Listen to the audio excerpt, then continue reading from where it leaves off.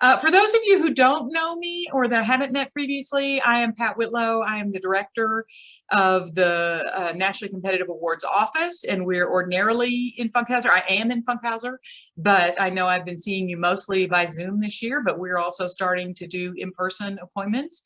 My colleague, Emily Salih, is, well, she's at the top of my screen. There she is.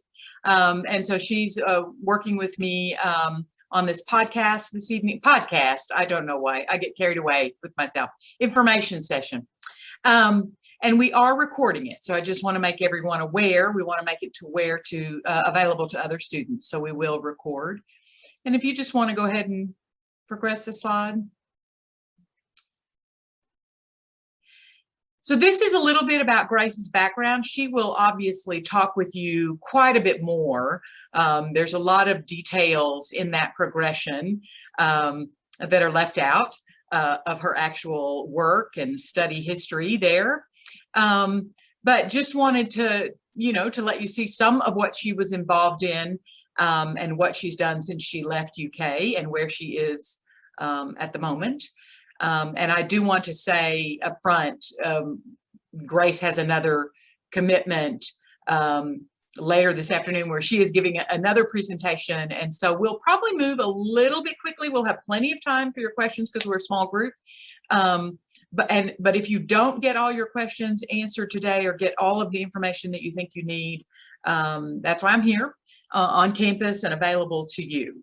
So we're going to move on from Grace, and I'm going to talk a little bit about the specifics of the award, and I will do that relatively quickly, and then I'm going to give most of the time to speak to for Grace to speak, because I know that's what you're interested in. I will let you read this, but I just do want to point out this award is for people who are going to pursue careers in public service, or at least so many years after graduation in public service. They have a requirement for that. Many Trumans do stay in public service for their careers, but that is what they're hoping to recruit. And they are often interested in people who would like to work for the federal government or who are interested in politics, but that doesn't necessarily have to be your path.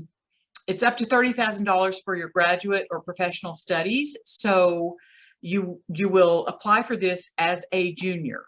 And so I want to, be really clear about that. Sometimes students get a little confused, but you apply as a junior, and then that money is held for you until after graduation, and then they work with you on your next steps. And there's a lot of things additionally that go into that when your relationship with the Truman Foundation. And the next slide, I think we'll talk about the eligibility.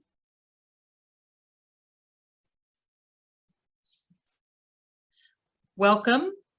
And so, I'm sorry, we'll talk about your benefits. And I think what I'll do is I'll let Grace talk about more of these in terms of what she did with her Summer Institute and the Leadership Week. So we'll move on to eligibility. So I just want you to scan these, and I will explain some of the language that might not be quite familiar. Obviously, you know what being a junior is. It is a junior by your academic year, not by your credits. So, I mean, we have first-year students who are now juniors by credit, right? So this is going to be, if you're on a regular four-year path, you're applying in your third year. If you're graduating in 3 years, you can apply in your second year. So, so third year, I guess we should start saying instead of junior, perhaps. You also have to be nominated by your campus, by the Truman faculty representative, which is me, through the Nationally Competitive Awards Office. We can nominate up to 4 Trumans. The faculty don't always choose to do that. I have a committee that meets and interviews all of the Truman Scholar candidates, usually in December, before we nominate you at the beginning of the new year. So you do have to be nominated, and that is a campus process, and that's why you do work through my office. And so I will let you see what successful Truman candidate, but there's a lot of things hidden in that, right? An extensive record of public and community service. And so Grace and I can talk about some of what that means, your leadership potential and communication skills. But you guys are doing many, many different things. And so this looks very different according to your particular major and the particular interests you have chosen. And so we can talk about those in more detail. Next slide. So there's a picture of Grace and President Capilouto from the year that she received her Truman. Truman has a very nice way of informing you. You know, they want you to be called by the president of your campus. And so it's a very prestigious award. Our campus deadline, I do have to register you on the website as a Truman candidate. So, and the website will not turn over and be refreshed until in the summer, usually in July.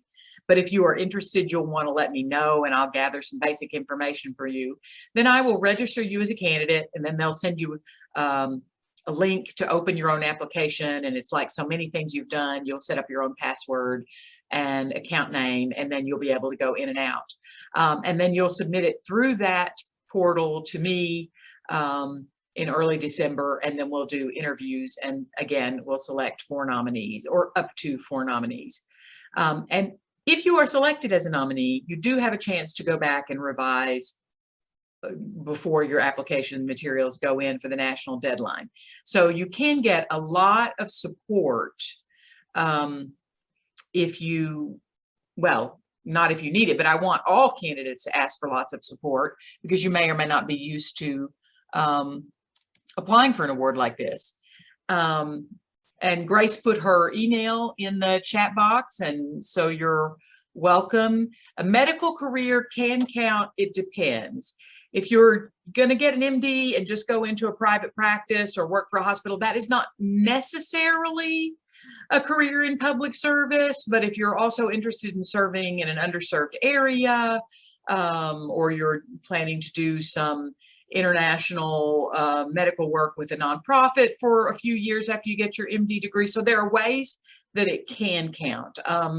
Just going and getting a specialty in plastic surgery would not be considered a public service under Truman's guidelines. And the application deadline, I think there's more words here, is the same if you're graduating a semester early. So if you're graduating in December, you know, I will have to go check the guidelines. You may apply. I think so. I think it would be the exact same for you, and you would apply at that point. And then you would just, you know, we would nominate you that spring, and then you would graduate that following December. And so I don't think that would affect you. I think this process would be the exact same for that. It's if you're graduating, I think in 3 years where it's different. So those are the basic information. And then I think our next slide is just about questions. So I think we can, oh no, I'm sorry, required application materials. The Truman is a bit of it has lots of elements to it and lots of information. And Grace can talk more about how she prepared her application. These 14 questions are essays, really, most of them, and several are very short and a couple are longer. One is a policy proposal on an issue that's really important to you, and so you're going to propose something to the federal government that it be changed or instituted, and you will have 3 letters of recommendation. And in general, they will correspond to your leadership, your service, and your academic potential. One of the things, for example, if there is an essay on leadership that you will write, and you will talk about an experience that you've had with leadership that you feel is illuminating about your leadership skill and background. You need to have a recommender then who can also talk about that in their letter of recommendation. They don't have to have actually been present at the event, but they should know enough to be able to speak about your leadership and what you accomplished and that specific incident or outcome or experience that you had. Same for leadership. An unofficial transcript will work fine, and so you'll just submit the one from your current, you know, that's current for you at that time. And then this policy proposal that I talked about. So some of the questions are, you know, ask you the 3 courses that are most important to you. So it's a range of questions. You can get those from the Truman website so you can see them.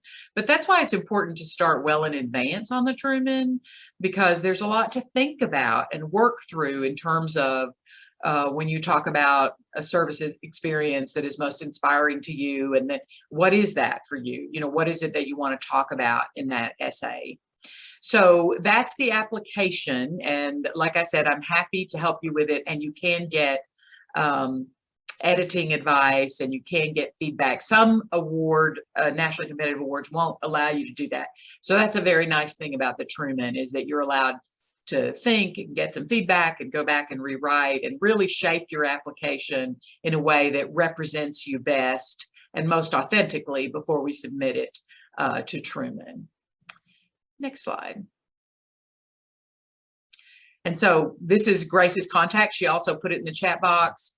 This is the way to reach out to us. We have a Facebook page and a website and all the things you're used to. And I'll put my email address in the chat box again too. It was on the beginning slide, but in case you didn't see it. But what I'd like to do now, actually, if it's okay, so that you can see Grace perhaps in more than just a very small box, if we could stop the screen share, and then yes, so then you can actually see and identify Grace. And I'm going to have her talk about, I mean, the important thing is why would you get the Truman and what can it do for you? I think it's a wonderful award. I've had the great pleasure of working with Grace when she was a student here.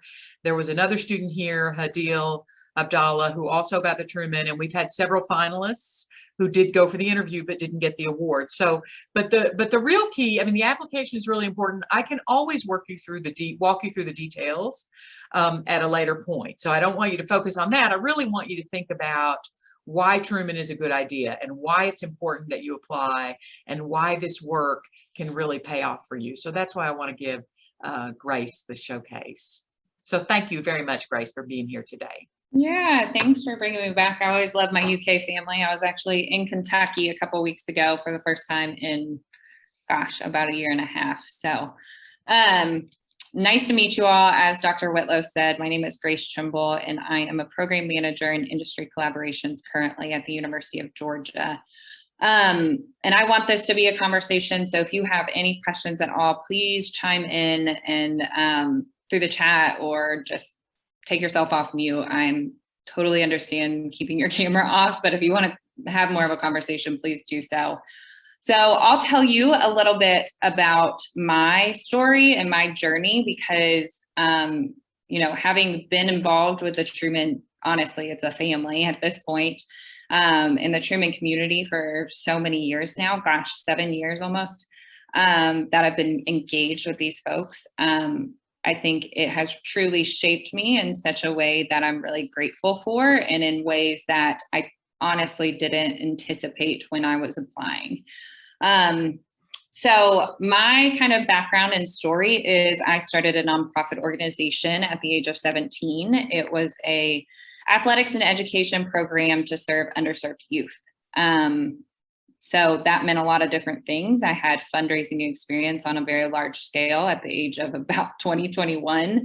I was trying to build a facility. I was doing all of these things, but kind of what tied that together in my Truman application was I was a walk-on the University of Kentucky's tennis team.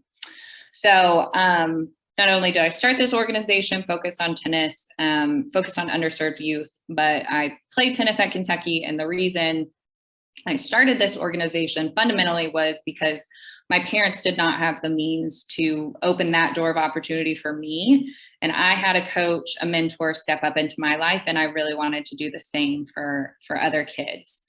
I say all that to say, not tooting my own horn in any way, but to tell you a story. And in that brief, you know, little elevator speech, you got to know me pretty deeply. You know about my childhood, you know about my experiences in college, and you know about my passion right off the bat. And that is really, really, really what Truman is looking for. They are looking for folks with a story that makes sense. And I think that is what helped me so much between applying on campus and then going into my final application, where I was selected as a finalist and then ultimately a winner. But is Melody still on the? Okay, so Melody Flowers, if you make it to that point, she was absolutely incredible in the fact that I just sat in her office and she was like, "What's your story, Grace? Why does this essay make sense? Where does this fit in with what you're doing? How does this letter of recommendation fit in?" So that was really kind of important and pivotal in me kind of thinking about what made sense and why I was applying. Truman will make you answer a lot of questions that you didn't know you needed an answer to when you're a junior in college. It'll stretch you in certain ways. I mean, I was a poli-sci major, and gosh, the policy proposal really wasn't that much of a stretch for me, but really sitting down and thinking, I think it goes out like 15 years or something crazy. It's like, where do you want to be in 5 years? Where do you see yourself in 10? What about 15 years? And it might be, a short little paragraph that you have to explain who you're going to become and why in this application. But truthfully, I mean, I graduated from the University of Georgia with my master's in public administration, and I had written Georgia as one of my options for how I would use my Truman funds in my Truman application. To tell you a little bit more about that, I was also applying for the roads, didn't get it. And it seemed like DC was kind of my fallback. So what Truman does is after you graduate, well, first, let me walk it back. So when you get your award, they take you to Truman Scholars Leadership Week. So it's a week in Missouri, and you just get to hang out with all the Truman Scholars in your cohort. You do a policy competition. You are working kind of intensely on that. You have graduate programs from all over the country that come and kind of sell you on going to their program because they know you're a Truman Scholar. At the end of that week, you'll likely stay in touch with your cohort. But then after that, after you go through your senior year of college, they bring you to DC. They open the door of opportunity for you to do an internship anywhere in DC. They provide money and a stipend for you to even do an unpaid internship there. And that led me to DC, and I lived on GW's campus for, I guess, 2 months, accepted a job in a senator's office in DC, lived there for 2 years. And then at the end of the 2016 election cycle, after working on my former boss's reelection campaign, I knew that DC wasn't it for me forever, and I needed to go back to graduate school. So I kind of, visited some schools in the Northeast and really honestly went back to what I had written in my Truman application, which is I wanted to do a master's of public administration, but I wanted an emphasis in nonprofit administration. I had really gone through the trenches of understanding how to run a nonprofit and stumbling through it at, 17 to 22. And I really wanted to understand kind of academic best practices for how do you run a board? What is the best way to fundraise? So that's what I learned in my graduate program and what Truman paid for. And then I kind of found my way into a job in industry engagement. And now I'm working for the startups team. So really in the innovation entrepreneurship ecosystem here at Georgia. Do y'all have any questions too? So just feel free to pop in. Did you have another question, Dr. Whitlow, that I could kind of speak more to, like about my experience in detail?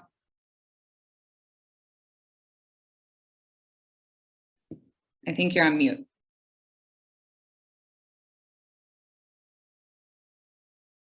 That's the second time I've done that today, so that's embarrassing, but I just don't seem to learn. I've forgotten what I knew about Zoom. But when you talked about your summer in DC, did you go to the senator's office right away? What was the office again? Yeah, so I worked for Rand Paul for 2 years. So I accepted an internship to work in his office. And honestly, I think because I was quite sure of myself, I said, look, I need a job. And if y'all aren't hiring me, I got to look somewhere else because I can't do an internship and, hope for the best at the end of this. I need a plan, like a Truman Scholar would say. Kind of stepped away from that now. But so they hired me after 2 weeks. I was a full-time staffer by week 3 of working in the office. So Truman really kind of led me A, to DC, B, to that job, and C, to my full-time job. I ended up being they have a Truman Albright Fellowship that you do kind of your first year living in DC. And it's just really a professional development program. So it was like every Monday night they would provide us dinner and have different speakers. I mean, we met with Secretary Albright, we met with, Supreme Court justices. We did a bunch of different things while we were there, because there's just so many individuals and high ranking positions that really support and believe in this program. So that's what I did during my first year of working for Senator Paul. But yeah, Truman definitely led me to DC after college. And one of the things you've talked about as well is how much involvement you have with Truman even now. Yeah, so one of my really, really great friends, I just went to DC to watch her graduate virtually from her master's program. She was in my Truman cohort. And then, once you become a Truman, you are automatically added to this Truman listserv. So you have Trumans from the 1980s on there asking questions, and then you have Trumans who just were selected on there as well. So it really creates a community that is something that I've remained engaged with. And, I was talking to Dr. Whitlow about this yesterday, that I'm not necessarily in the job that I'm going to be in for the rest of my life. I don't think that I've found that position. I'm like, okay, done. I am here to stay. So I really use the executive directors of the Truman Foundation to kind of rethink my career at different points. There's points in DC, especially before I decided to leave Senator Paul's office and come to graduate school, where I would go sit in Andy's office and I would be like, what should I do with my life? Like, I don't know what I'm doing. Where should I go?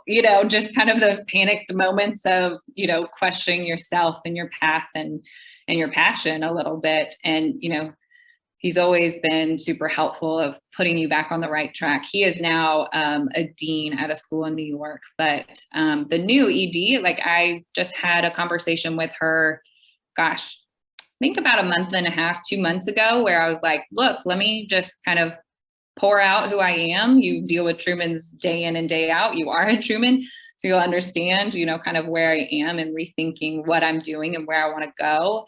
And we've continued to dialogue. I actually need to follow up with her to schedule another call. So, I am, I got the award in 2014. So I am 7 years out from even being an award recipient, and the executive director makes time to just chat with me about my career options and, my passions in my life. And, I think it's been such an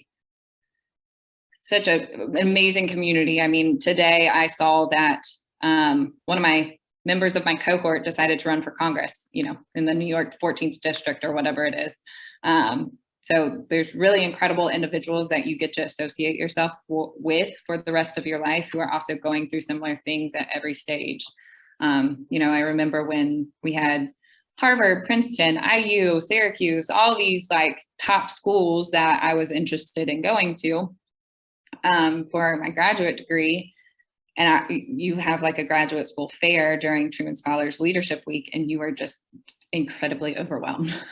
It's just a lot of information, a lot of opportunity, and you just don't know which way to go. And, there are people all around you who are, like the older Truman leaders of your policy discussions. And they're like, okay, sit down, let's talk about this. It's going to be okay. We're 10 years past where you are, and it's going to be okay. So I think just that reassurance and just kind of community that has been built from the very beginning that I've been involved has been honestly incredible. And I would say to all the students, because I know some of you are even thinking about other competitive awards as well, that these are one of the true benefits. I know you look at the financial circumstances, and $30,000 towards your graduate costs is important, and it is important, and it is wonderful, but it's the least of what you get for Truman if you're a Truman Scholar, right? Because it does become this lifelong relationship that Grace is talking about. There is an ongoing professional network that will help you throughout your career, and there is also a lifelong value of that, having been a Truman Scholar. And so it's not to underestimate those things. I think it's really the longer term gifts of Truman that are the critical ones, and not only, the financing of your graduate degree. Yeah. And obviously $30,000 helps, but, it really has been the community that made the difference. But I think the biggest struggle that I had when I was applying for this was, I vividly remember this. It was November. I don't remember when we submit for on campus, but it was sometime in November. I think it was around Thanksgiving. I had a fever. And again, I played tennis at Kentucky. I was exhausted. We were probably doing like 3 a days at that time because NCAA reduced the regulations for holidays. And, I was exhausted. I remember sitting on my parents' couch because I'm Central Kentucky. I was home and I was like, I'm never going to get this, Mom. Why are you making me apply?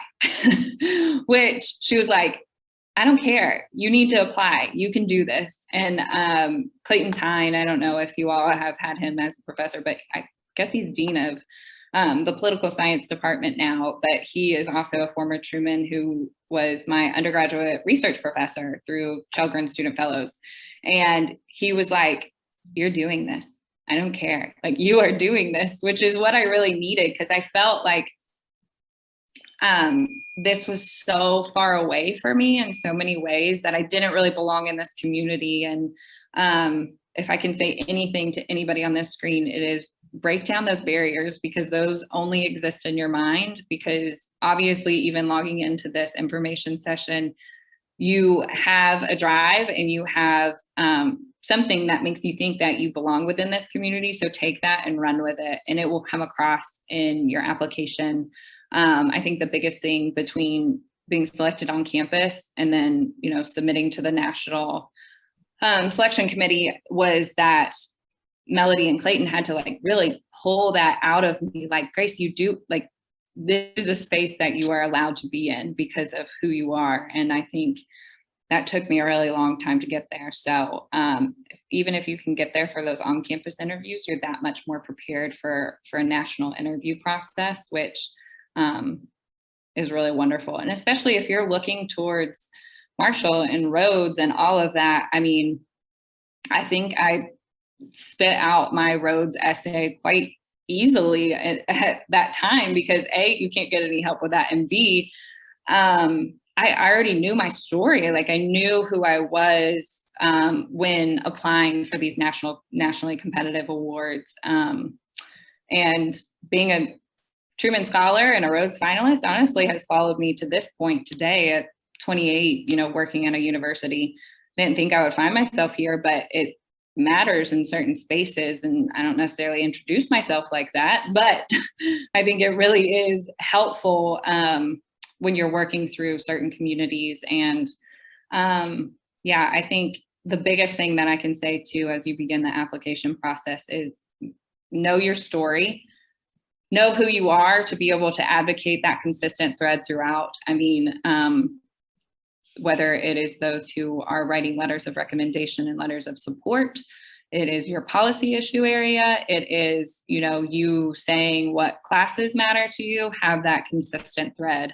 I think there was a couple of different ways that I let my personality really shine through, of those very simple, couple sentence answers. So I kind of strayed from it maybe a little bit in there, but I also wouldn't mind making, I don't know if you can do this, Dr. Whitlow, I would be totally fine to let my people see my application. I would have to dig it up, but you are more than welcome to use my application as an example if you all want to see something like that. And pretty much the theme of your application was this working with underprivileged children, giving them access to educational resources that they didn't have because of being in under-resourced neighborhoods. And also this importance of sports and wellness, and using that as, I remember you one time told me you used the tennis lessons as kind of the treat, if they did the tutoring and their work, right? It was to get students to be pulled through. So something they might have been more interested in, which was being active and being on the tennis court, but to get them to also focus on something that they might not be valuing appropriately at that moment, which was their schooling. Yeah. And definitely was a part of my application. I would have to read back through it, but I think the biggest like overarching theme was truly like open. You know, I started this organization because of an impact on my life, and out of that impact on my life, I have this passion that I want to pursue as a career. So the consistent thread that I'm talking about is, you know, started playing tennis at 15. Parents couldn't afford it. Coach stepped into my life, taught me how to teach tennis. So I was a certified expert in coaching by the time I was 16. And I utilized that platform to start this nonprofit to really, as Dr. Whitlow said, use tennis and sports as the hook and use education as really the foundation of what we were there for. And leveraging that position and that kind of idea to potentially build a facility, to interacting and collaborating with, you know, local government, with large donors, with other nonprofits within the area, really kind of showing that it wasn't just this far off dream, but it really was something that I was working towards making a reality at a young age. And I think that's a lot of what they're looking for. I mean, when I was living in DC, you know, I would help the Truman Foundation and I would sort through applications. I was never allowed to look through, like, obviously the Kentucky ones, but helping them to sort through, put applications together for their kind of like final review of what they do to pull and select finalists. And they are just truly looking, because I mean, if you think about it, the amount of but the amount of paper that was in that room when they're pulling all of these applications from universities and, you know, dividing them up by state or college or whatever it might be, there's a lot of people.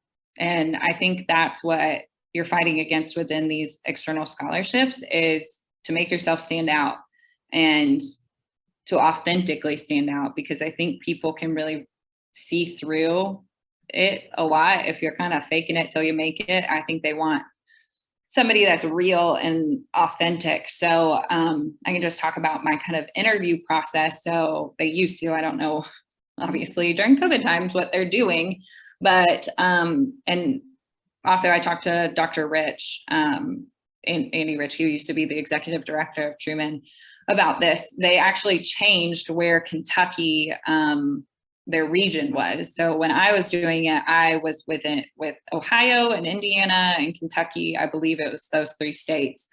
But now Kentucky is with Tennessee. Is that right? So you meet in Nashville, because he really was talking to me after my year about how Kentucky, a lot of people see it as kind of like a Midwestern state. They're like, oh, they're not Southern at all. And you know, Kentucky really identifies them as a Southern state, so it matters who you're interviewing against for that kind of context. So they kind of redid that after then. But when I interviewed, it was all the folks from those different states. I think Kentucky had 4 or 5 finalists, I want to say, my year. And it was a similar number for states. And then, you know, Ohio probably, they had like 12 or something crazy.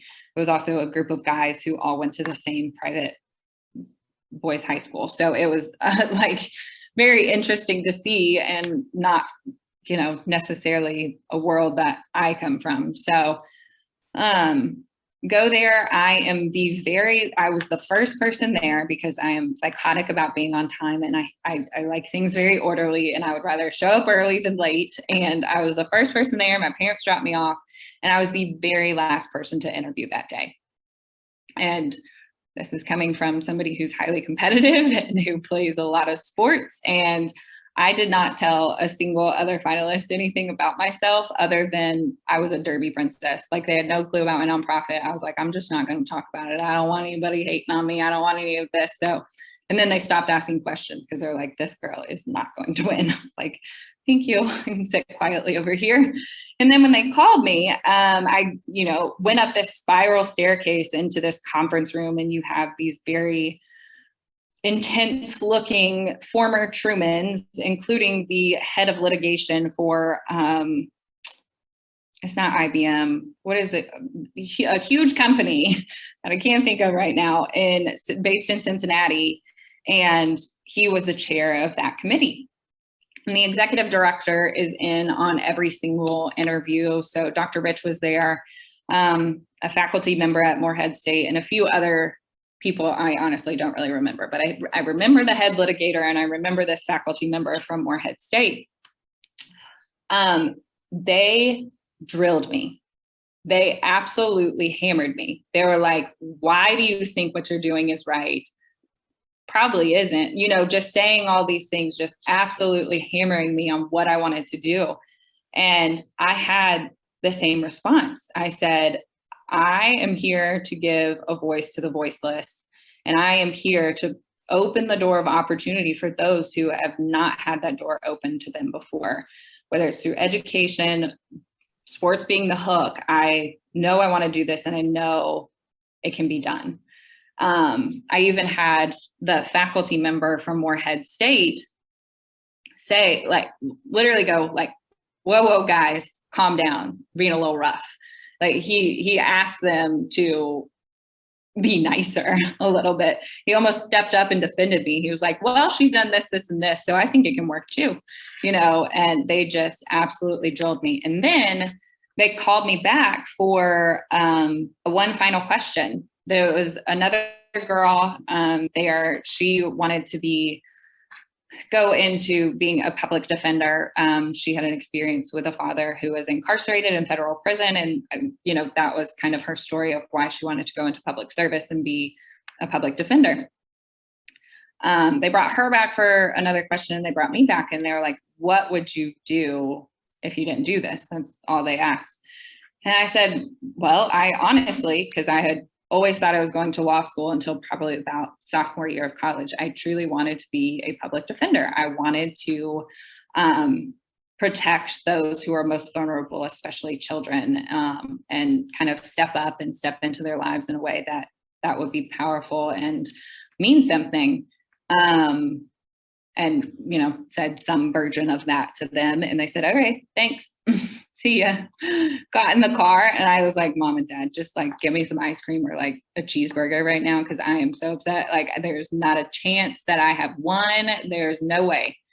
And I ended up at Truman Scholars Leadership Week asking Dr. Rich, because you have one-on-ones with the ED, especially so they can get to know you, but kind of talk about stuff. And I was like, why did you call me back? Like, what did I do wrong? And they were like, we thought you were a robot.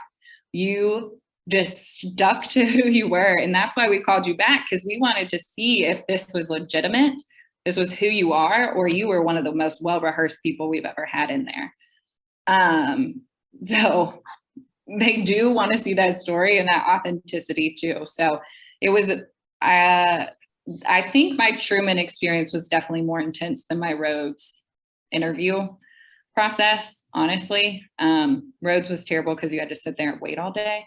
But Truman, you at least have some time and space to like go home and wait 3 months or however long it is, and then you find out whether you've won or not. But it's definitely something where they want this to be a group of excellent individuals.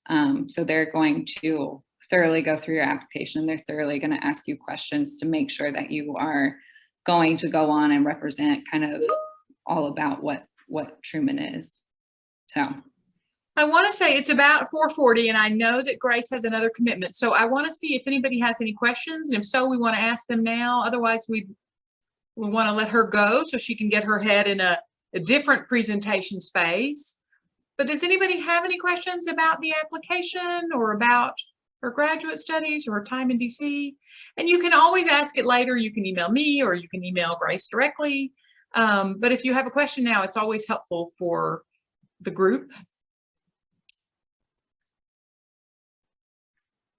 All right.